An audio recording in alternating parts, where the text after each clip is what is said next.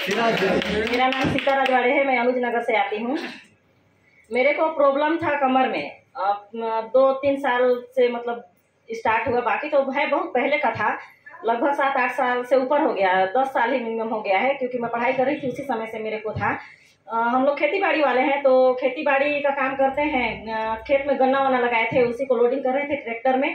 तो उसी समय मेरा सिर में जब लेकर चल रही थी तो पैर स्लिप हो गया, एक नीचे में पड़ गया एक ऊपर में। तो उसी समय से मेरे को कमर में दर्द हुआ और वो करवाई दिखवाई तो बोले कि लचक हुआ है, लचक से स्टार्ट हुआ मेरा। लचक से स्टार्ट होने के बाद फिर मैं जंगली जड़ी बूटी दवाई वगैरह खा के और मालिश वालिश करवाई तो उसमें ठीक हो गई थी उस समय, मतलब पूरी तरह से नहीं, लेकिन काम वाम करने लगी। ठीक होने के बाद फिर मैं काम को एकदम नहीं छोड़ी, उस समय भी एकदम करते गई और पढ़ाई वढ़ाई भी उस समय चल ही रहा था मेरा। तो उसके बाद मैं ठीक हुई तो फिर ध्यान भी नहीं दी, वो धीरे धीरे करके बढ़ते गया।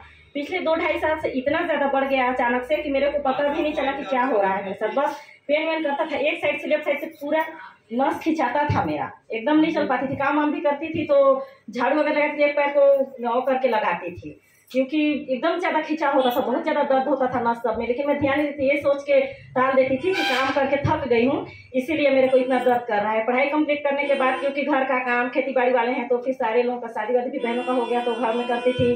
फिर पढ़ाई कंप्लीट करने के बाद स्कूल में पढ़ाने जाती थी, वहाँ से आके फिर घर का काम खाना पीना करके और फिर ट्यूशन भी पढ़ाती थी मैं घर में। उन्हीं सब की वजह से मैं नहीं ध्यान दे पाई। मैं सोची कि काम वाम करके थकी हुई हूँ, इसीलिए इतना ज़्यादा दर्द कर रहा है।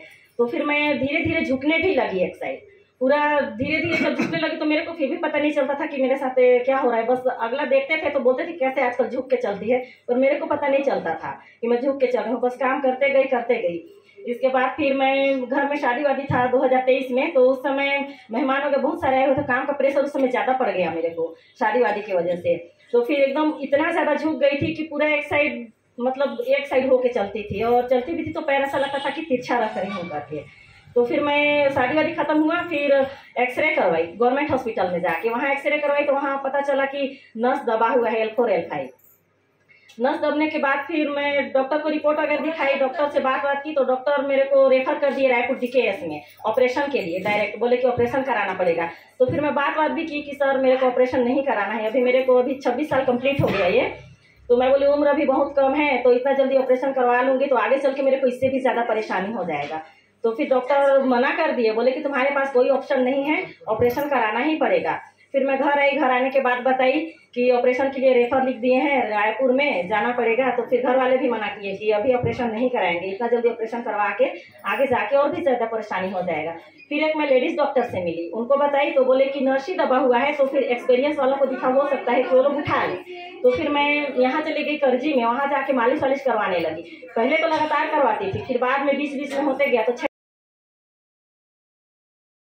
फिर उसमें फिर से मैं एक्सरे करवाई तो उसमें कोई बहुत ज़्यादा ठीक नहीं हुआ था, 2-4% ही ठीक हो पाया था। मैं बोली ऐसे में तो फिर मेरे को बहुत ज़्यादा समय लग जाएगा। इसके बाद घर वापस आई, घर वापस आने के बाद मेरे को यहाँ के बारे में मेरे दोस्त लोग बताए, उनके रिलेटिव से कोई आते थे यहाँ, तो फिर वो लोग यहाँ बताए। तो मैं पिछले 21 फरवरी से आ रही हूँ, मेरे को 1 साल कंप्लीट हो गया आते हुए, तो अभी मैं एकदम ज़्यादा ठीक हूँ। पहले तो डॉक्टर जब सेकंड बार में करवाई थी एक्सरे तो मना कर दिए थे कि काम वाम नहीं करना, झुक के वजन नहीं उठाना, सिर से वजन नहीं उठाना, और मैं छोड़ भी दी थी, यहाँ तक कि अपना खाया हुआ बर्तन भी नहीं धो पाती थी। नहाते सब मेरा मतलब भाभी लोग करते थे, कुछ नहीं कर पाती थी अपने से।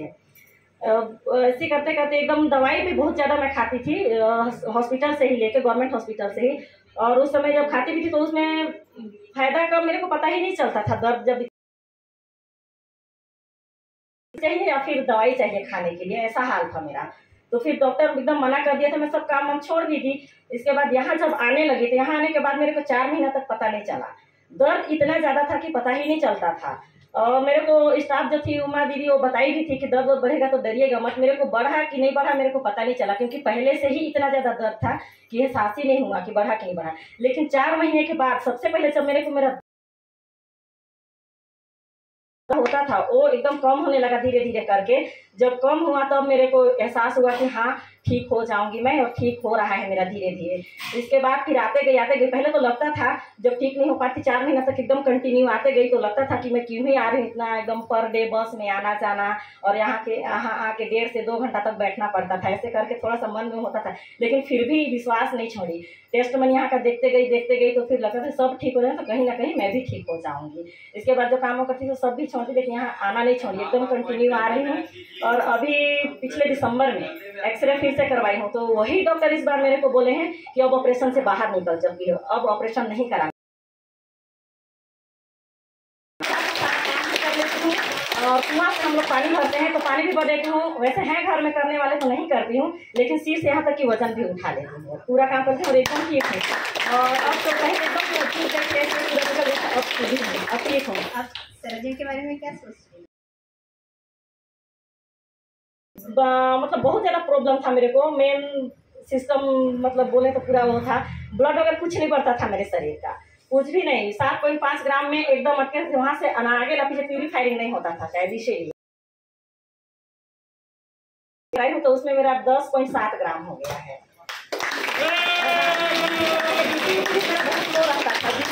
वो बढ़ता नहीं, दवाई बढ़ जाए और बीपी मेंटेन हो जाए। बीपी भी मेरा मेंटेन नहीं रहता था, एकदम हमेशा लो ही रहता था। बस में चक्कर वक्कर मार देता था, लेकिन अब एकदम ठीक रहता है। 120 लगभग बीपी का भी है। मेरा जम बहुत अच्छा है, मेरे लिए तो नया जीवनदान है, क्योंकि मैं बोलूँ तो मौत के मुंह से बाहर आई हूँ यहाँ आके। नहीं तो डॉक्टर भी उस समय वही बोले थे कि 50-50 चांस है, या तो फिर ऑपरेशन में सक्सेस होगा या फिर नहीं होगा, बचोगी या नहीं बचोगी उसकी कोई गारंटी नहीं है। तो इसलिए मेरे लिए तो एकदम हर चीज़ से ऊपर है मेरे लिए सेरा से, क्योंकि मैं मौत के मुंह से बाहर आई। कुछ संदेश देना चाहोगे? यही कहना चाहूँगी कि आप लोग भी उन सबको बताइए कि सब यहाँ